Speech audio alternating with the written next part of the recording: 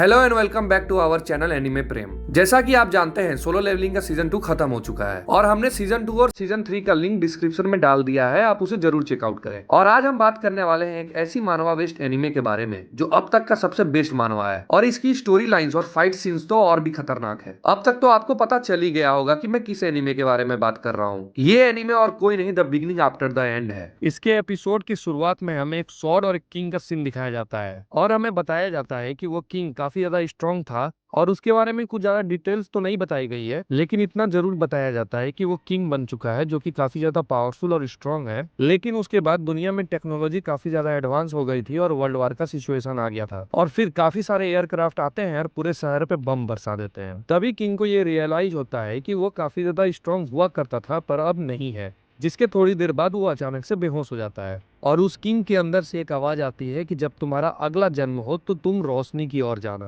अभी scene shift होता है और हमें एक शहर को दिखाया जाता है जहां पर हमें एक कपल को दिखाया जाता है जिसका नाम रेनॉल्ड एंड एलिस होता है, जिनके घर में एक छोटे से बच्चे ने जन्म लिया होता है जिसका नाम वो आर्थर रखते हैं। ये कहानी काफी ज्यादा इंटरेस्टिंग होने वाली है क्योंकि एक बंदा जो पिछले लाइफ में किंग था उसका फिर से जन्म होता है, वो भी एक बच्चे के रूप में, जिसे अपने पास्ट के बारे में सब याद है, लेकिन वो अपनी मर्जी से अब कुछ कर नहीं सकता क्योंकि वो अब एक छोटा बच्चा बन चुका है। आर्थर को लगता है कि यह एक सपना होगा, जब वो सो करके उठेगा तो वो अपनी किंग वाली लाइफ में वापस लौट जाएगा और वो अपने आप से जागने की कोशिश करता है ताकि उसका सपना टूट जाए, लेकिन उसका सपना एंड होने का नाम ही नहीं ले रहा था। तभी हमें रेनॉल्ड्स को दिखाया जाता है जिसके पास एक एबिलिटी होती है जिसका इस्तेमाल करके वो एक बड़े पत्थर को बड़ी आसानी से तोड़ देता है, बट उसको थोड़ी चोट लग जाती है। फिर उसकी वाइफ एलिस उसको अपने हाथों से हील करने लगती है। ये देखकर आर्थर काफी ज्यादा शॉक हो जाता है क्योंकि उसकी दुनिया में ऐसा कुछ नहीं होता था और यहाँ पर तो कुछ अलग ही हो रहा है। उसके बाद दिखाया जाता है कि रेनॉल्ड्स एक जंगल में जाता है जहाँ पर वो एक बीस्ट को अपने पंचेस से मार गिराता है और वहाँ पे उसकी टीम भी होती है।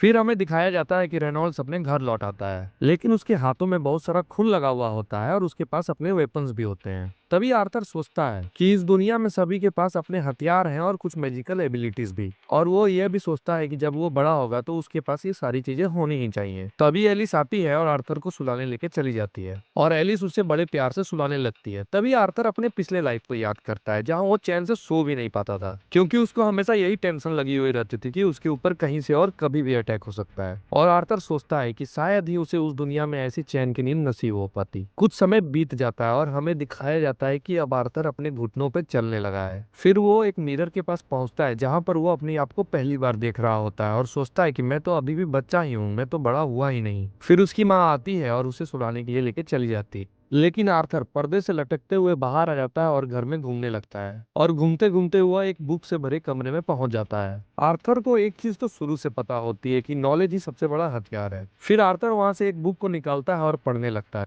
जहां से उसे इस दुनिया के बारे में सारी इन्फो मिल जाती है। उस बुक को पढ़ते ही उसे पता चलता है कि जिस कॉन्टिनेंट में उसका जन्म हुआ है उस कॉन्टिनेंट का नाम दी कैथ में है, जहां पर टोटल 3 किंगडम है। पहला है डॉर्फ्स का, दूसरा है एल्प्स का और तीसरा है सेफन किंगडम जहां पर उसका जन्म हुआ है। तभी आर्थर एक दूसरा बुक निकालता है और वो बुक था मैजिक का। इस वर्ल्ड में इतना समय बिताने के बाद आर्थर को एक बात तो समझ में आ गई थी कि भले ही यह वर्ल्ड उसके प्रीवियस वर्ल्ड से अंडर डेवलप्ड है, लेकिन यहाँ पर एक फैसिनेटिंग चीज एग्जिस्ट करती है जिसका नाम है माना पावर। और उसे पता चलता है कि माना के इस्तेमाल से वो एनर्जी को अलग अलग तरीके से यूज कर सकता है। वैसे कहा जाए तो माना के 2 एप्लीकेशन होते हैं, पहला है ऑगमेंटिंग और दूसरा है कंजरिंग। अगर हम बात करें ऑगमेंटिंग की तो वो माना के इस्तेमाल से अपने बॉडी के पावर को इनहेंस कर लेते हैं जिससे उन्हें कमाल की ताकत, मजबूती और तेजी मिल जाती है। मतलब सीधी सी बात यह है कि वो माना का इस्तेमाल कर थॉर, फ्लैश और हल्क की ताकत अपने अंदर ला सकते हैं। दूसरी तरफ हम कंजरर्स की बात करें तो वो माना का यूज करके किसी भी चीज को कंट्रोल कर सकते हैं। माना की ये 2 एप्लीकेशन अब आर्थर को बड़े अच्छे से समझ में आ चुकी थी, लेकिन इंसान उन दोनों में से क्या बनता है ये अपने माना कोर को कंट्रोल करने के ऊपर डिपेंड करता है। माना कोर का मतलब पूरे बॉडी के माना को एक पॉइंट पे फोकस करना। अगर एक बार कोई इंसान इस पे कंट्रोल करना सीख जाए तो वो एक मेज बन जाता है।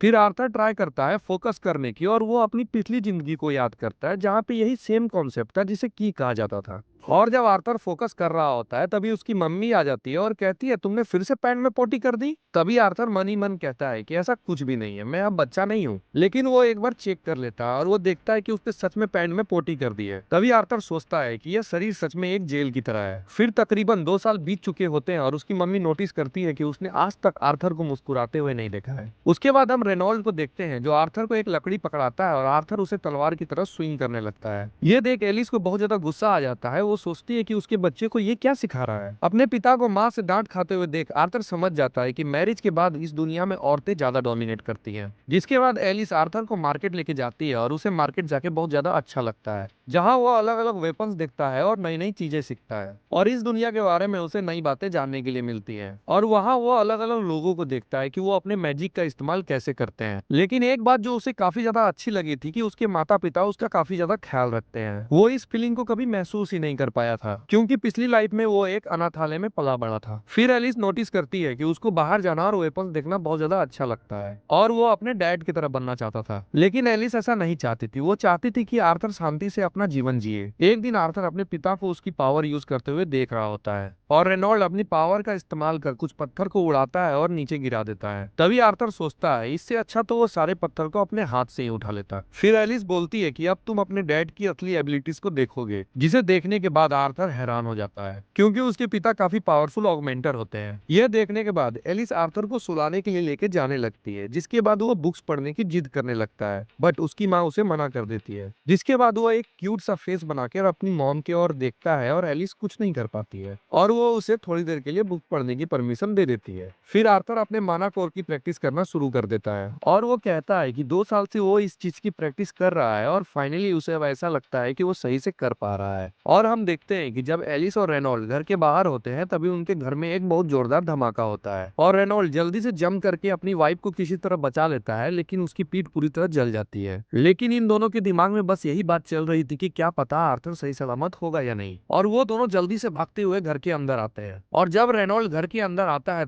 वो सोचता है कि उसका बच्चा अभी 3 साल का भी नहीं हुआ और यहाँ पर माना का इस्तेमाल करके वो हवा में उड़ रहा है। और जब आर्थर नीचे उतरता है तो उसके ऊपर वाली सीलिंग नीचे गिरने लगती है और आर्थर को ऐसा लगता है कि अब वो मारा जाएगा। तभी उसके पेरेंट्स उसे बचाने के लिए आ जाते हैं और आर्थर को ये एहसास होता है कि उसके माता पिता उसे बचाने के लिए कुछ भी करेंगे। और यहाँ पे वो देखता है कि उसके मॉम डैड रोने लगते हैं, जो कि उसके बिल्कुल समझ में नहीं आता है। वो सोचता है कि इन्हें तो प्राउड होना चाहिए कि इन्होंने मुझे बचाया है, फिर ये रो क्यों रहे हैं। ये चीज तो ना ही मैंने इस दुनिया की किसी किताब में पढ़ी है और ना ही अपने दुनिया में कहीं देखी है। यहाँ पर वो एक इंसिडेंट याद करता है अपनी पिछली जिंदगी से, जहाँ पर उसने एक बच्चे का सामना किया था और उस बच्चे को थोड़ी चोट लग गई थी, जिसके बाद उसके मॉम डैड उसके पास आ गए थे। उसने इस फीलिंग को कभी एक्सपीरियंस नहीं किया था अपनी पिछली लाइफ में, क्योंकि पिछली लाइफ में वो एक अनाथ था और ये सब चीज वो पहली बार महसूस कर रहा होता है, जिसको सोचने के बाद आर्थर रोने लगता है और उसे एहसास होता है कि यह एक फैमिली है, लेकिन रियलिटी में ये कैसी फीलिंग है उसे कुछ समझ नहीं आता और वो बहुत ज्यादा कंफ्यूज हो जाता है। और सीजन 1 एपिसोड 1 यहीं खत्म होता है। और अगर आपको हमारी ये वीडियो पसंद आई तो लाइक करें, शेयर करें और हमारे चैनल को सब्सक्राइब करना ना भूलें।